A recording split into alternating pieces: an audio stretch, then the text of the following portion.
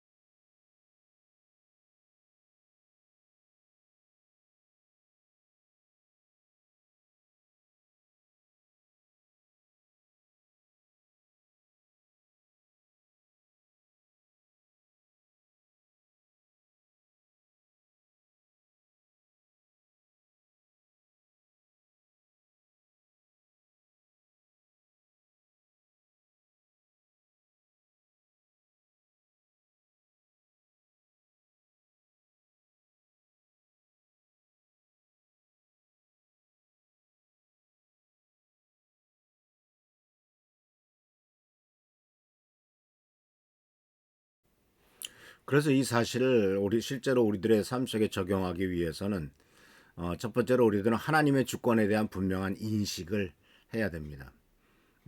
이 세상의 모든 나라들에 대해서 하나님이 주권을 갖고 있고 결국은 하나님의 뜻대로 이루어진다라는 것입니다. 근데 이 부분에 대해서는 참 생각을 해볼 일이 많죠.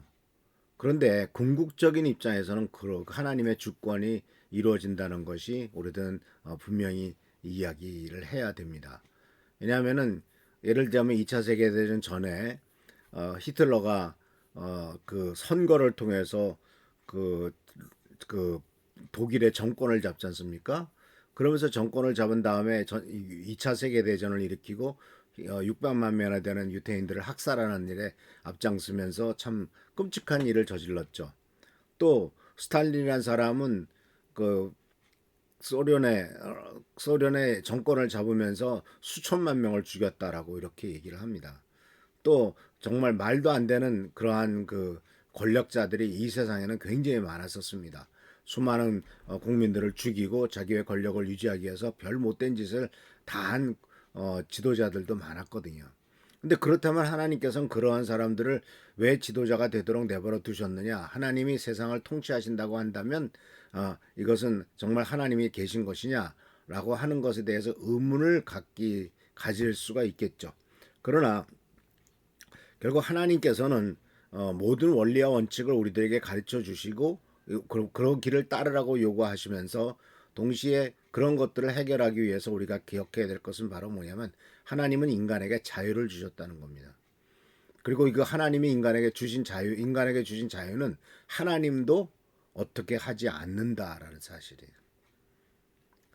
하나님께서는 막으시지 않는다는 얘기. 그러니까 이것은 결국은 하나님께서 인간을 만드셨을 때 인간의 하는 것에 대해서 옳고 바르게만 하고 어떤 프로그램대로 한다면 하나님은 인간을 만든 것이 아니라 로봇을 만들어 놨겠죠.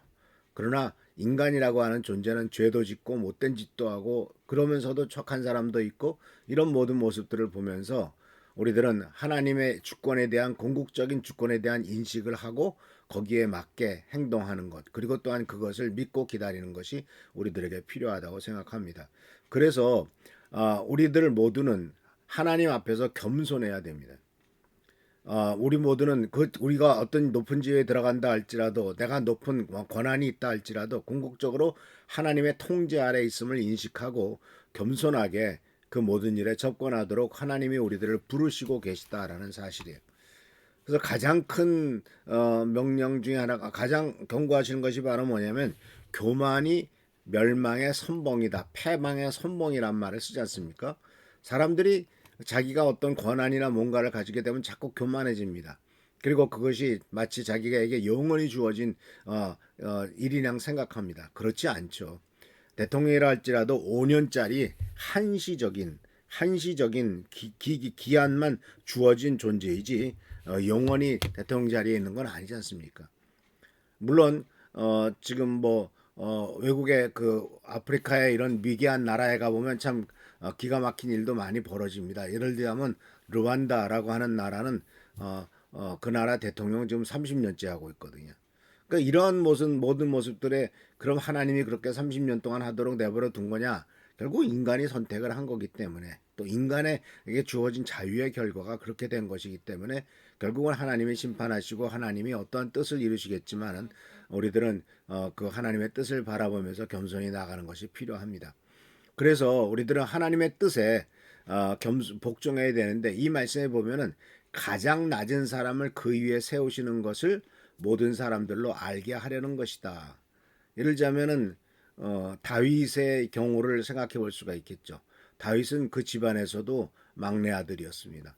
별로 인정받지 못하는 존재였습니다. 그런데 가장 낮은 자 중에 하나였지만 하나님이 그를 세우셔서 왕을 세우셨죠. 그런데 그도 역시 왕자리에 올라가니까 죄를 짓고 또 못된 짓도 하고 그러지 않습니까? 이것은 바로 겸손하지 못했고 하나님 앞에 올바로 살지 못했던 결과이죠. 결국 그것은 다 인간이라고 하는 존재는 죄인이고 인간이라고 하는 존재의 한계가 거기서 나타나고 있는 것을 보게 됩니다. 그래서 우리는 누구나 다 언젠가는 하나님 앞에 가서 심판을 받고 하나님 앞에서 우리의 삶에 대해서 우리에게 주어진 것들에 대해서 내가 어떻게 했느냐 하는 것에 대해서 분명한 하나님의 심판을 받을 것이다 라는 사실을 꼭 기억하시길 바랍니다. 그래서 오늘 이 말씀 속에서 우리들은 이 느부갓네살 왕에게 말한 이 메시지는 바로 사람들에게 가장 높으신 분인 하나님을 알아보고 또 하나님의 주권을 인정하며 그분에게로 돌아오라고 하는 이 메시지가 있다라는 사실을 기억하시면서 하나님의 통치 안에서 우리가 겸손히 우리들 자신을 내놓고 또 현재는 어렵고 힘들다 할지라도 멀리 보면서 하나님의 통치를 믿고 하나님의 통치를 바라볼 수 있는 우리 모두가 되기를 바랍니다.